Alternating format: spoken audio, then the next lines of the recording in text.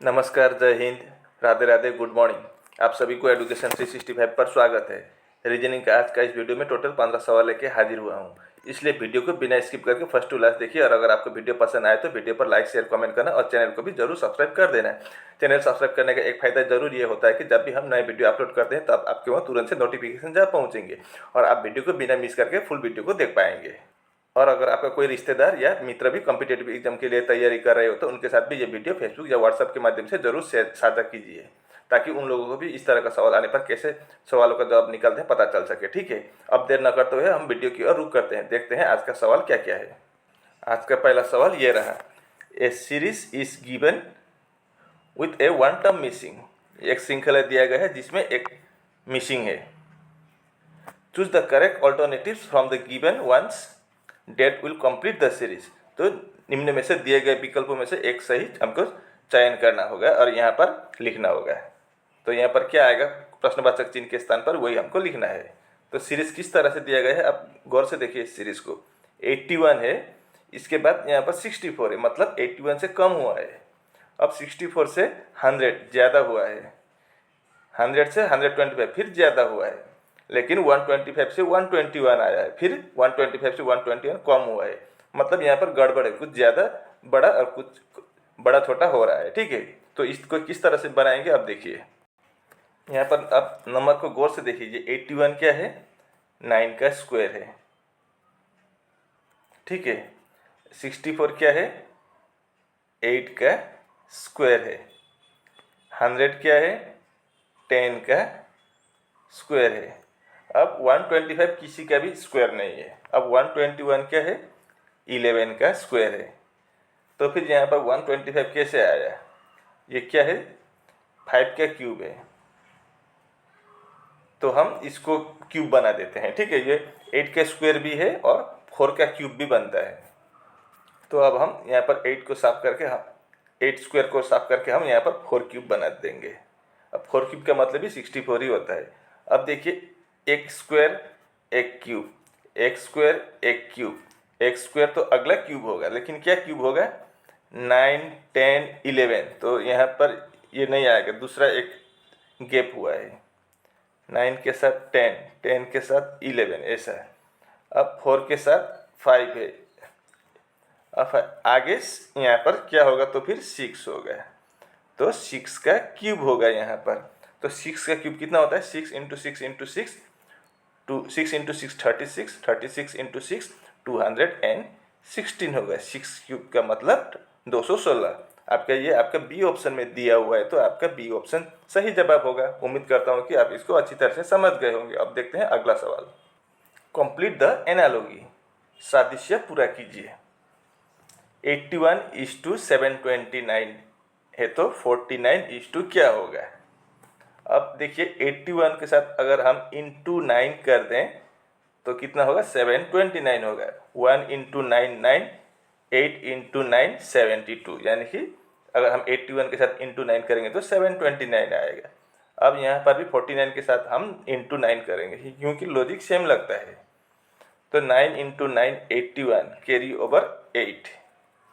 4 into 9 36 plus 8 44, यानी कि 441। ये किस ऑप्शन में है, आपका कहीं भी नहीं दिख रहा है, तो ये लॉजिक हमारा गलत हुआ है। हम कोई दूसरा ही लॉजिक से अब बनाएंगे, इस लॉजिक से नहीं हुआ है। ठीक है, अब हम इसको इस तरह से भी बना सकेंगे। ये क्या है, 81 आपका 9 का स्क्वायर है, 9 इंटू 9 81।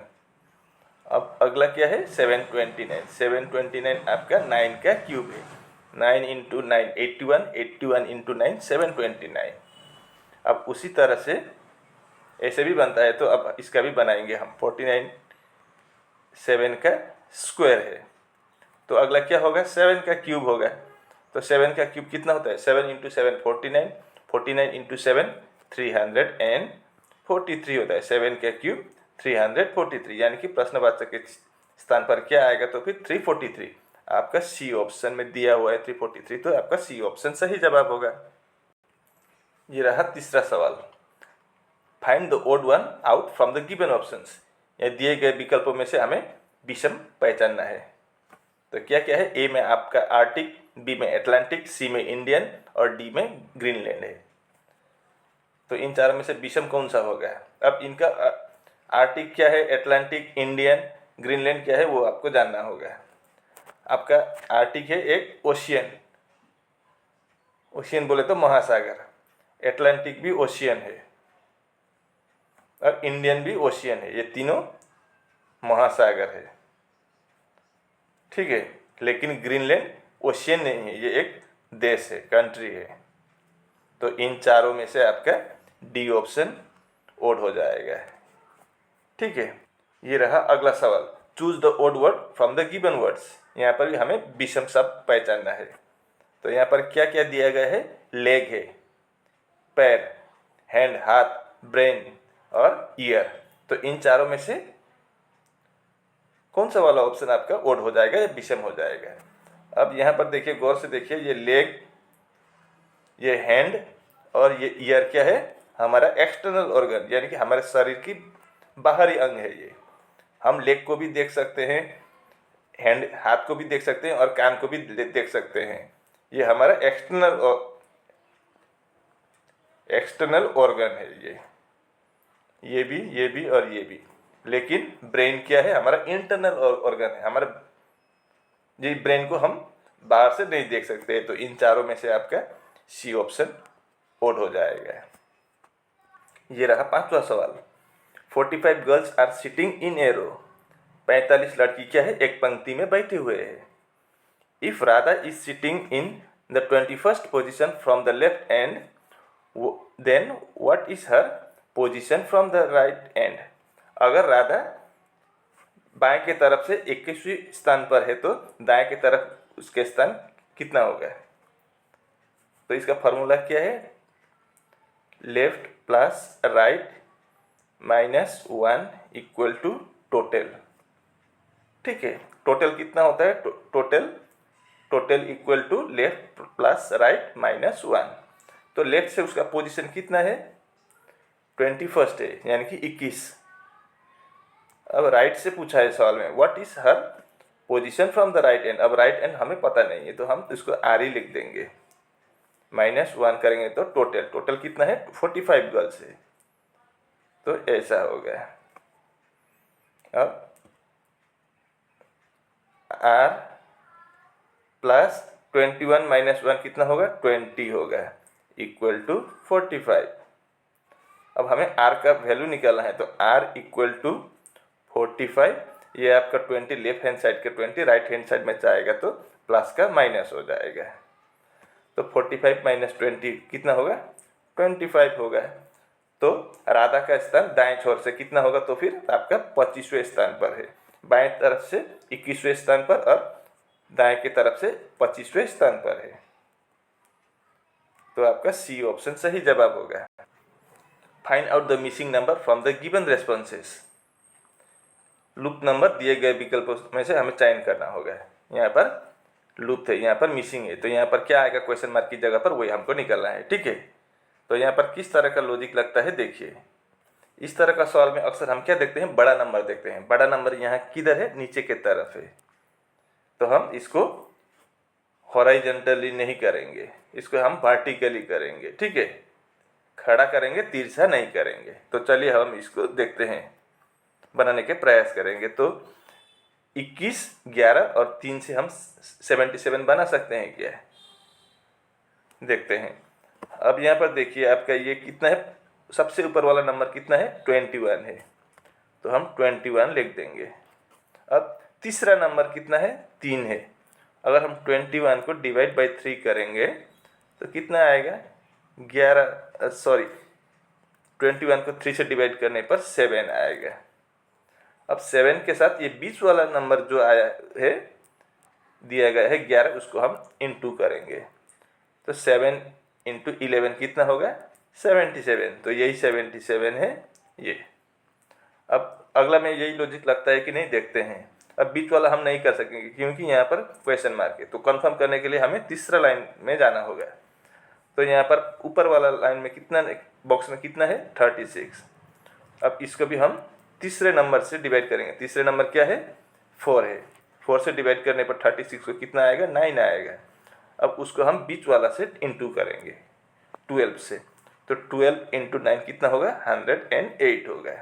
तो यहाँ पर 108 दिया गया है, तो हमारा लॉजिक ठीक ही है। अब हम उसी प्रकार से हम तीसरा भी आराम से बना सकेंगे। अब तीसरा कैसे बनाएंगे बोले तो सबसे ऊपर क्या है 24 डिवाइड बाई, अब हम किससे डिवाइड करेंगे, 2 से अगर करें तो ऑप्शन में देखिए 2 से करेंगे तो कितना होगा 12 होगा। 12 इंटू 14 करेंगे तो आपका 112 नहीं आएगा, तो आपका ए ऑप्शन नहीं होगा। अब हम ये बी ऑप्शन चेक करेंगे। अगर हम 24 को 3 से डिवाइड करेंगे तो कितना आएगा 8 आएगा। 8 इंटू 14 करेंगे तो कितना होगा 8 इंटू 4 32, 32 का 2 कैरी ओवर 3, 8 इंटू 1 8 प्लस 3 11, 112। मतलब अगर हम 3 से डिवाइड करेंगे तो यहाँ पर 112 आएगा। तो फिर क्वेश्चन मार्क की जगह पर यहाँ पर 3 आ जाएगा। आपका बी ऑप्शन सही जवाब होगा। ये रहा सातवां सवाल। A P R X N Z R sitting in a row. ये A P R X S और जेड एक पंक्ति में बैठे हुए हैं। S N Z R in the centre. तो चलिए अब हम इसको बनाते हैं, ठीक है। यहाँ पर कितने आदमी बोला है, 6 आदमी है। तो हम सबसे पहले क्या करेंगे, 6 आदमी के लिए 6 स्थान तैयार करेंगे। 1 2 3 4 5 और 1, 6 आदमी के लिए 6 स्थान हो गया है। अब सवाल में बोला है S N Z R in the centre, बीच में है एस और जेड। तो एस और जेड एस है, या ऐसे भी हो सकता है जेड आगे एस पीछे, ये भी संभव है। अब A N P R at the ends, A और पी क्या है, अंत में है। तो ऐसा भी हो सकता है ए इधर पी इधर, अंत में दोनों साइड में ए और पी बोला है, A and P R at the ends. या ऐसे भी हो सकता है ए इधर और पी इधर, ये भी बहुत संभव है। अब आगे क्या बोला है, R is sitting to the left of A. R कहाँ पर बैठा है, ए के बाएं के तरफ। अगर ए इधर है तो इधर जगह ही नहीं है, ठीक है। यहाँ पर 6 1 2 3 4 5 6 सीट 6 आदमी के लिए पहले ही जगह रख दिया गया है। तो अब ए के बाएं की तरफ कौन है, आर है। तो अब यहाँ पर रखने के लिए, इधर रखने के लिए जगह ही नहीं है, तो आर यहाँ हो जाएगा। तो फिर ए का स्थान यहाँ निश्चित होगा। ए इधर होगा तो पी इधर होगा। अब एक ही बंदा बचा है, कौन, एक्स बचा है, तो एक्स यहाँ होगा। अब एस और जेड में अब एस को इधर भी रख सकते हैं, इधर भी, ये कोई फंडा ही नहीं है, छोड़िए इसको। अब आगे क्या बोला है, who is to the right of P. P के दाएं में कौन है, पी के एकदम नज़दीक दाएं में कौन है, आपका एक्स है। तो आपका बी ऑप्शन सही जवाब होगा। इस प्रश्न को देखिए, select the option which sets a relationship as set by that given pair.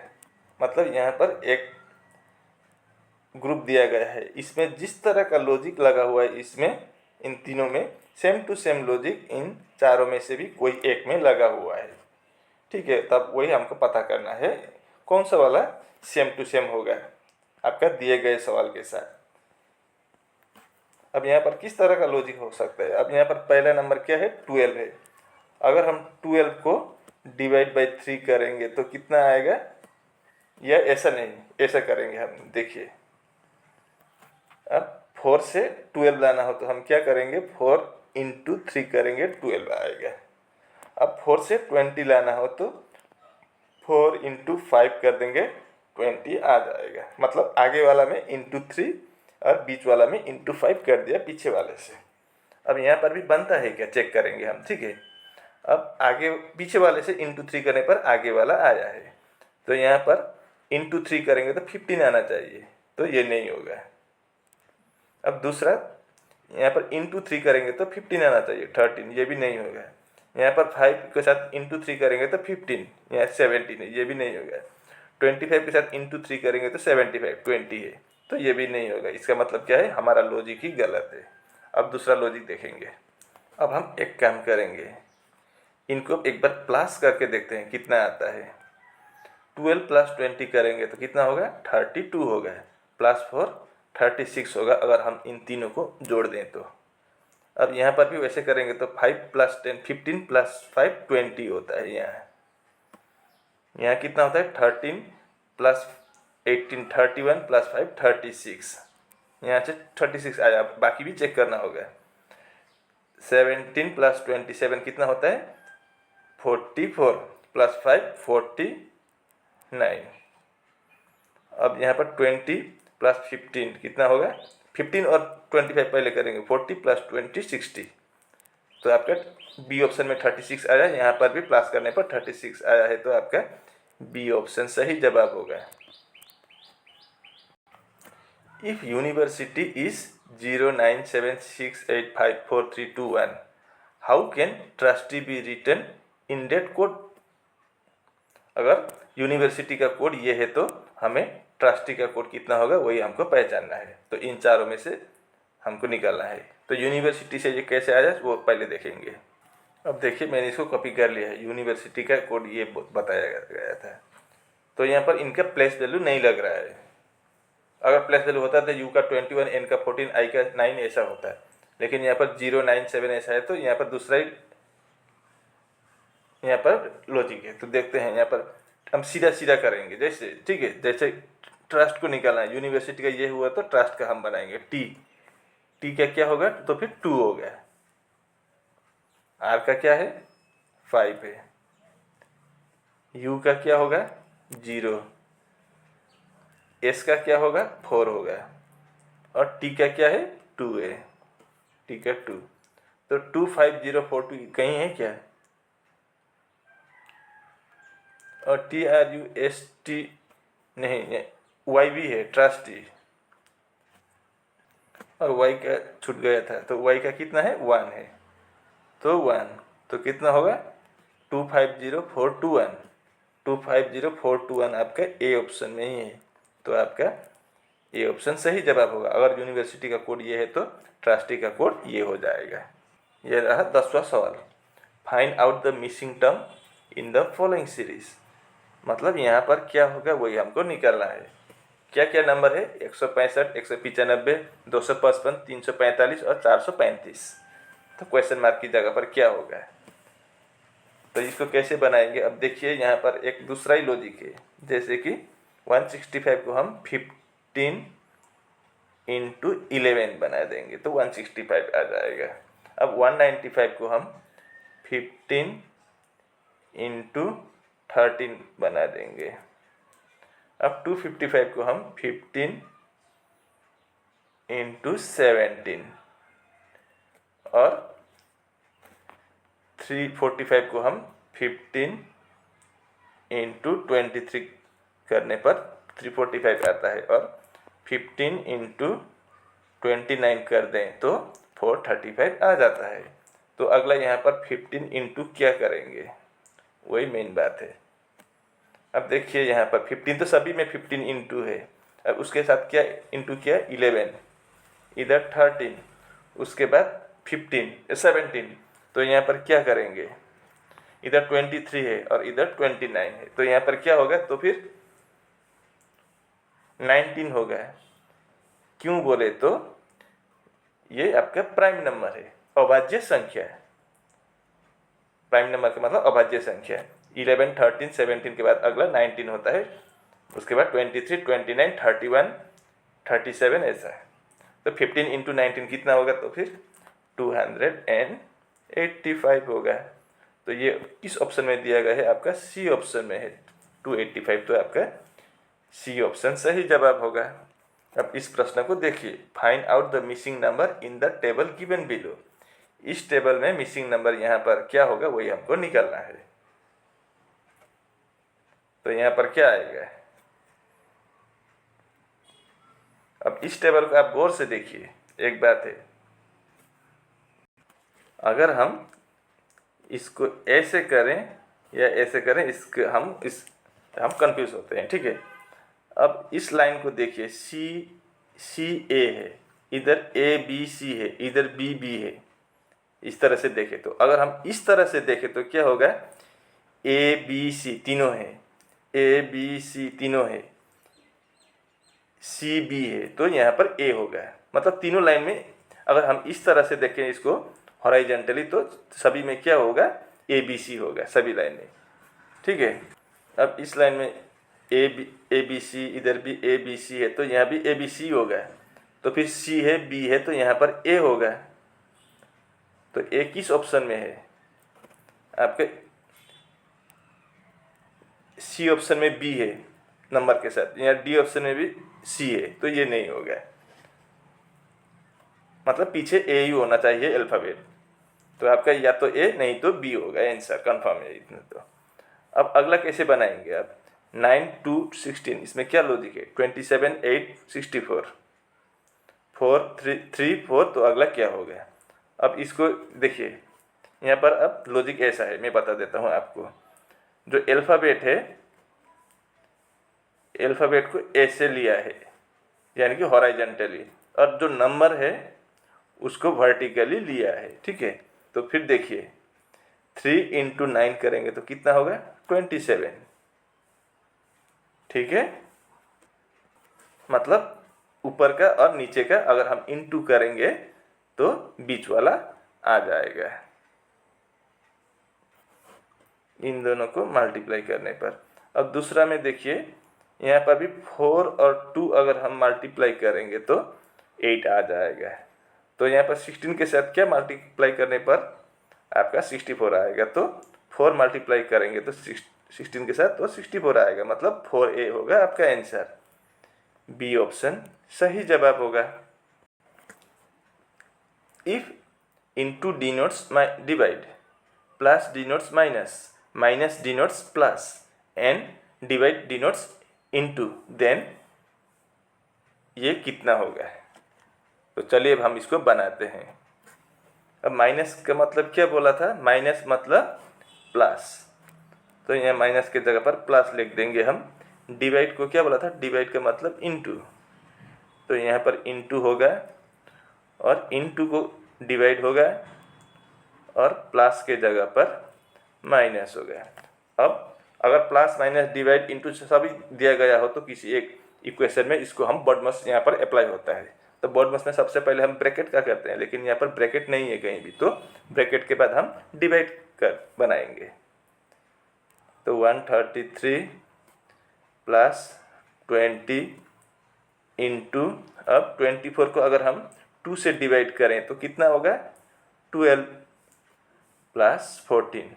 अब डिवाइड के बाद मल्टीप्लाई होता है, तो 133 प्लस 20 इंटू 12 करेंगे तो कितना होगा, 240 होगा। ये प्लस नहीं, सॉरी ये माइनस है, -14 है, यहाँ पर माइनस है।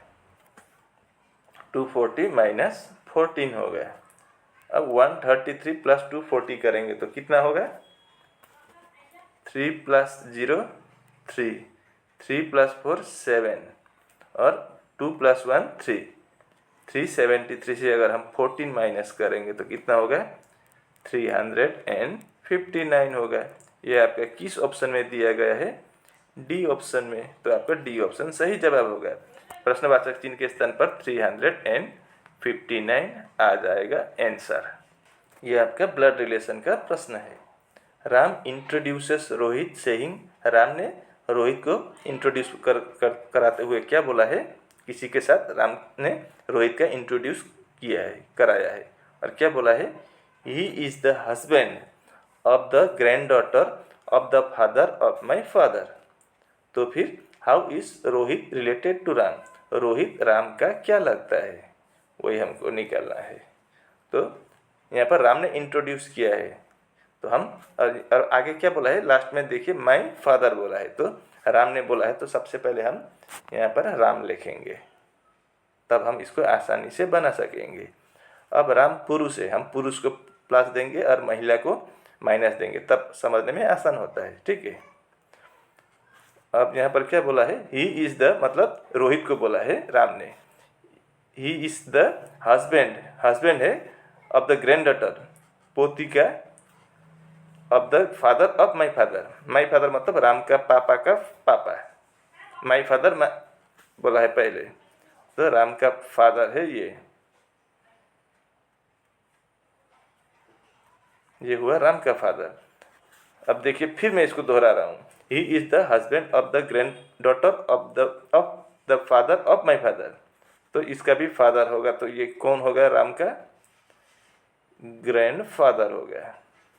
अब ग्रैंड फादर का क्या बोला है? ये ग्रैंड डॉटर मतलब पोती है, तो ग्रैंड फादर का बेटा का बेटी होगा, तभी ना इसका पोती होगा।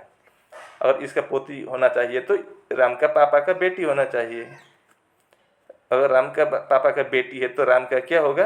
बहन होगा। ये राम का बहन होगा, सिस्टर। ठीक है। अब वो सिस्टर का क्या है? He is the husband of the grand daughter, मतलब इसके पापा का पोती का, इसका ये पोती है, ग्रैंड डॉटर है, पोती का हस्बैंड है, पति है। तो पति कौन है? ये दोनों पति पत्नी है। ठीक है। पति पत्नी को रोहित है ये। तो राम रोहित को क्या कह के बुलाएगा? संबंध क्या होगा? राम का क्या लाएगा? उसका बहन का हस्बैंड है, तो जीजा जी, तो फिर ब्रदर इन लो बोलेंगे। आपका ए ऑप्शन सही जवाब होगा। उम्मीद करता हूँ कि आप इसको अच्छी तरह से समझ गए होंगे। ये रहा अगला सवाल, arrange the subsequent in a significant order. अब यहाँ पर 5 अलग अलग वर्ड दिया गया है, इसको हमें लॉजिकली इसको हमको बिठाना है सीरियली। ठीक है। तो क्या क्या है? डॉक्टर है, फीवर है, डॉक्टर फीवर यानी कि बुखार, मेडिसिन दवा, मेडिकल शॉप दवाई का दुकान, और प्रेस्क्रिप्शन जो डॉक्टर लिख के देता है, प्रेस्क्रिप्शन पर्ची वही। तो इनमें सीरियली हमको बैठाना है। तो सबसे पहले क्या होगा? अगर हमें बुखार होगा, फीवर, तो हम कहाँ जाएंगे? डॉक्टर के वहाँ जाएंगे। उसके बाद डॉक्टर क्या करेगा? प्रेस्क्रिप्शन लिख देगा। फिर हम कहाँ जाएंगे? मेडिसिन शॉप, मेडिकल शॉप में जाएंगे, दवाई के दुकान में, तब वहाँ जाके हम दवा लेंगे। तो इस तरह का बनेगा। तो 2 1 5 4 3 आपका ए ऑप्शन में ही दिया गया है, तो आपका ए ऑप्शन सही जवाब होगा। इस तरह के सवाल में कंफ्यूज मत होना। ठीक है। अब ये देखिए इनइक्वालिटी का सवाल। स्टेटमेंट में क्या दिया गया है? A is smaller than N, is equal to U, is greater than F, is greater than B, is greater than H. और कंक्लूजन्स में क्या दिया गया है? कंक्लूजन्स में ए कंक्लूजन में H is smaller than N, और दूसरा कंक्लूजन में F is greater than A. तो इस तरह का इनइक्वालिटी का सवाल में एक बात याद रखना हमेशा, अगर बीच में इस तरह का सवाल, इस तरह का साइन या इस तरह का साइन कहीं आए तो हम इसका आंसर नहीं निकाल पाएंगे। ठीक है। तो हम इसका आंसर क्या बोलेंगे? गलत बोलेंगे। अगर कंफ्यूज हो तो हम गलत बोलेंगे।